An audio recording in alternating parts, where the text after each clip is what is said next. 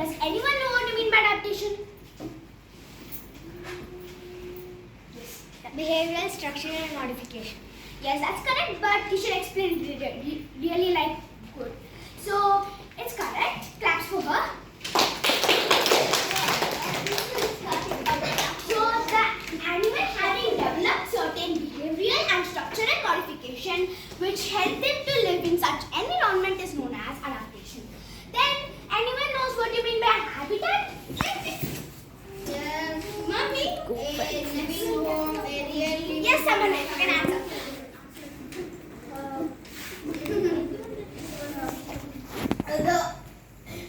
The home of a living organism. Correct. So you should even use the word natural home of living organisms. Habitat. Habitat means the natural home of The living natural organisms. environment where animals live. Okay. So it's very important. You just remember this and note it down. Okay. Now next we have, based on the habitat of animals, they are classified into 5 groups. So does anyone know what are the groups? Aquatic animals, aerial animals, amphibians, aerial animals, Arboreal animals. Yes. Claps for her. Okay, so now, yes, correct.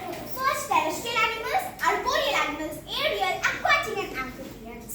So the first one is terrestrial animals. I'm going to explain this very short. Okay. So terrestrial animals. land. So terrestrial animals, easy way to remember. I'm going to teach you land. Okay. Animals living in land. So this is a very particular name and practice this. Okay. So terrestrial animals.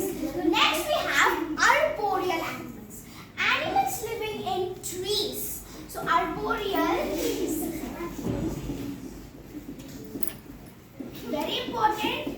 Animals living in trees.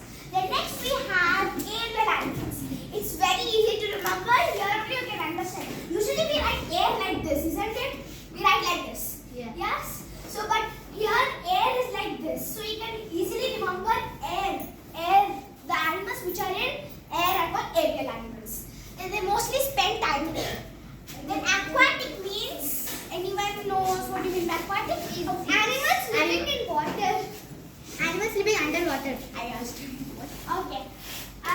Good. Now next we have amphibians. Anyone answer amphibians? Animals living both on land and water are called amphibians. Yes. So now I'm going to explain about terrestrial animals detail.